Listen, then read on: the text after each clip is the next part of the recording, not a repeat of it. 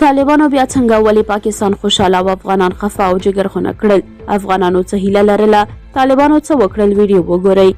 افغانستان کې د طالبانو هر سرسخت دریځه کار پاکستان خوشاله کوي، ځکه پاکستان په دې پوهیږي که چېرته طالبان د افغانانو سره نرم او ښه چلند شروع کړي او د دوی مشروع غوښتنې ومني، نو بیا به افغانستان له پاکستان څخه چې آن له نورو ګاونډیانو هم یو قوي هیواد واوسي.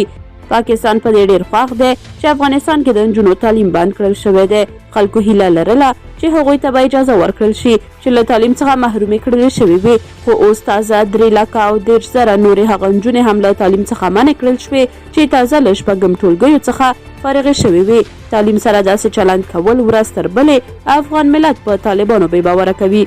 اوس ډېر په دې یقیني دي چې طالبان به هیڅکله نور د نجونو تعلیم ته د زده کړو اجازه ورنه کړي. ډېر خلک وایي چې که طالبان له پاکستان غچ اخیستل غواړي نو د یو څو مرمیو د ورشړلو پر ځای دې تعلیم دروازې خلاصې کړي او خلکو مشروع غوښتنې دې ومني. دا به په پاکستان باندې د آیټم بم څخه هم سخت ګزار واوسي.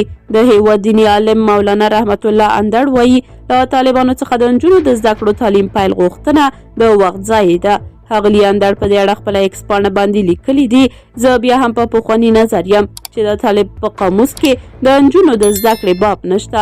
که طالبانو د نجونو پر مخ د زده کړو ور پرانیست، یا به معجزه شوې وي او یا به د دې ډلې ماهیت بدل شوی وي. دا په داسې حال کې ده چې تېره ورځ نوی تعلیمي کال پیل شو، خو طالبان لا هم په دې نه دي توانېدلي چې د افغان نجونو د زده کړو پیل لپاره طرحه جوړه او خلکو سره یې شریکه کړي. د هغه په وینا د طالبانو د کابل ادارې او کندهار ادارې ترمنځ د نظر زیات اختلاف موجود دی او هیڅوک د یو بل امر نه مني.